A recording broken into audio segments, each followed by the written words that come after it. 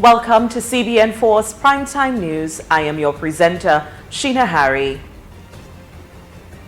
Food safety is key to the health of Dominicans, but many do not recognize its importance in the tourism sector.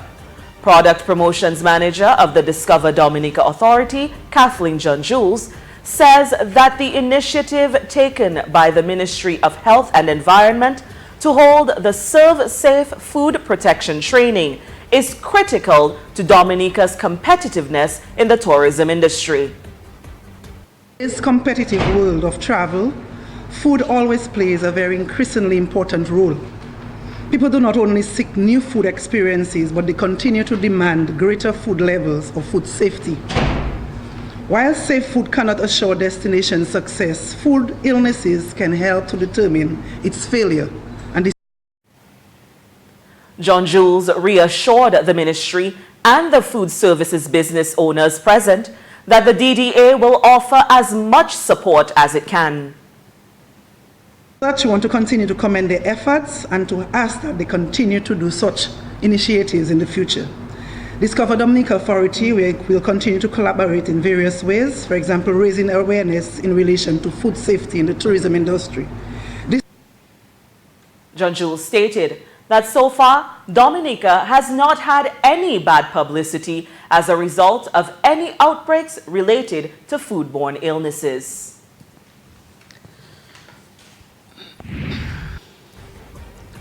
President of Dominica, His Excellency Charles Savrin, says Dominica will support Israel on an international level. Here's Shanna Esprit.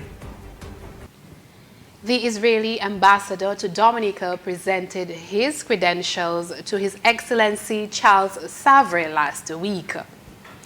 The Dominican president noted that he is pleased that the State of Israel reaffirmed its commitment to assisting CARICOM in achieving its development goals set for the Caribbean region, including the shared values of freedom, democracy, and tolerance. Savrin informed that direct, sincere partnership with Israel can be counted upon, and the government looks forward to provide continued support for the candidacy of the State of Israel and various international bodies in appropriate circumstances. Ambassador Daniel Saban, who presented his credentials to President Savrin, said he looks forward to strengthening the ties between the two countries. Shanna Esprit reporting for CBN4 News. Also making the news, some may agree that the Prime Minister's motivational speech at the Wesley High School was a timely one due to the many rumors of inappropriate behavior among the youth. The Prime Minister, who addressed the students at an all-girls school, had a lot of encouraging and inspiring words. The Prime Minister urged the young ladies to value themselves as they are all special. Student in this room, by virtue of the aging process, will become a woman someday. But it is a special type of individual who grows to become a lady. In my sight, you are all special young ladies. That is why the government of Dominica invests so much time, effort, and resources in your development. You are special to us. You are special to your teachers. And you are special to your parents. I want each of you, however, to become special to yourselves. Behavior, attitude, and outlook are crucial to the ideal of you being seen and being related to as a young lady. According to the Prime Minister, diligence, hard work, and how they apply themselves are essential components in achieving success. So I am urging you today to make full use of the educational opportunities afforded you at this institution. Apply yourself and contain yourself. Do not rush life. If you skip a stage in life, you miss out on a lot. Do not.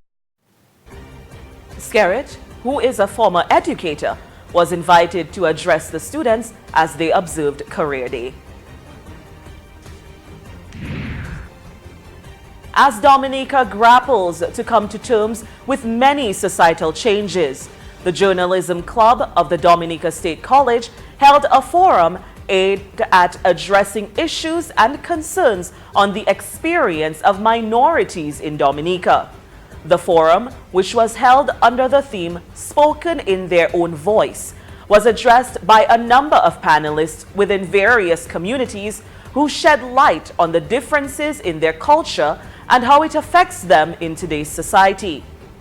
Development Officer in the Ministry of Kalinago Affairs, Kozia Frederick, explained the term minority as being a part of a smaller population, and the Kalinago territory does not fall into this category, he stated. Our heritage in Dominica, in Waititi, is a heritage, a view of Kalinago experiences. Every one of you could lean into a Kalinago experience. Even the words we normally use in our so-called Creole language, there are a lot of Kalinago words that are used, and there's a mixture of this language over time. So, being here as a Kalinago person, representing a remnant of a warrior tribe is very important to me. And each one of you could use this ideal of a warrior spirit, not the warfare we have to deal with you've encountered, where we fought to protect our lands, but your battle would be an intellectual battle. To move beyond the constructs of what we have as Dominican society, which is tangled up within the negative aspects of political and socioeconomic development, and to move beyond that and to see ourselves as contributors to the Dominican society, to the white Creole society. Frederick explained that his people cannot be a minority if their heritage lives in aspects of their lives today. Cuisine that you take part in, some of the methods of cooking, the methods of preparing food, it's a kind of experience. If you understand, and I'm sure that Mr. Shaw will talk about it in a while, that the African people who actually lived on the island and the generation of people who were born after, they were educated within the constructs of a kind of a heritage. Because most of the culture from the modern land of Africa would have been lost somehow, or forced out by the European conquerors who settled here. According to Frederick, while many may boast of having Kalinagos on the island, they have lost their language, which is crucial to any part of civilization. Other panelists were businessmen Panjing from the Chinese community and Rastafarian Bernard Imani Shaw. And CBN4 will provide an in-depth discussion on that forum in our morning update. Don't forget to tune in. Reports indicate that 3 individuals from Woodford Hill have been reported missing.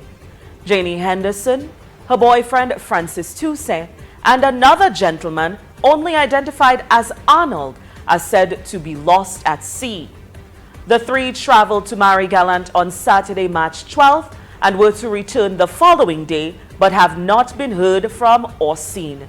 The report was made to the Dominica Coast Guard, who requested the assistance of neighboring Coast Guard units. And CBN4 will keep you posted on any developments.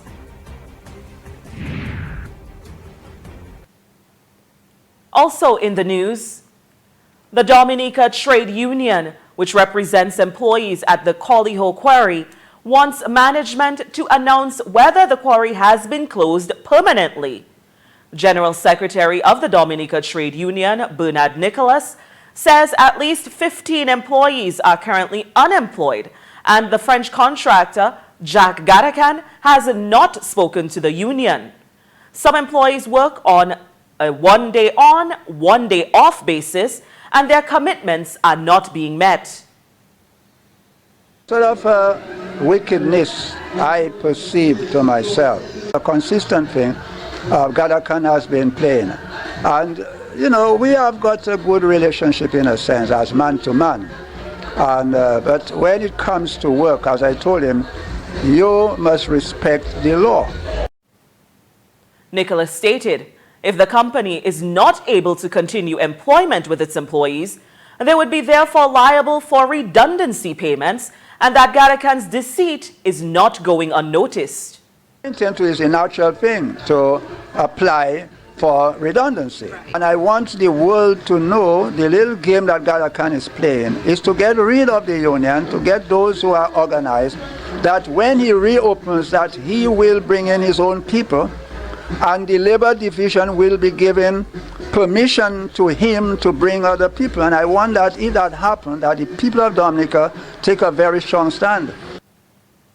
Nicholas said that he intends to take up the matter with the Minister of Public Works and issue a written letter to Garakan after 6 weeks, informing him of the repercussions if the situation is not addressed.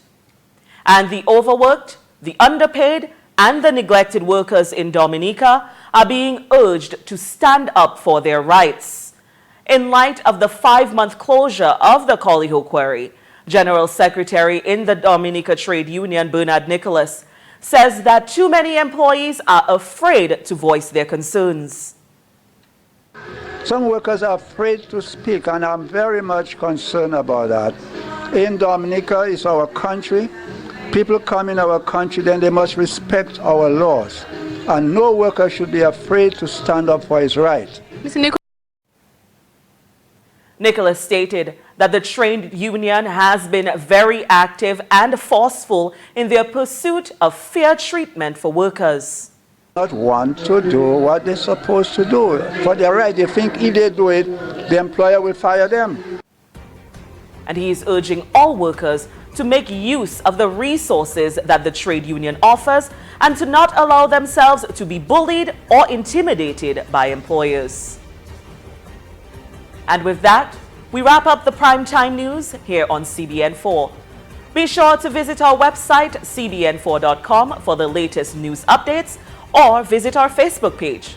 As always, thanks for making us your primary news portal. On behalf of the entire staff here at CBN4, good evening.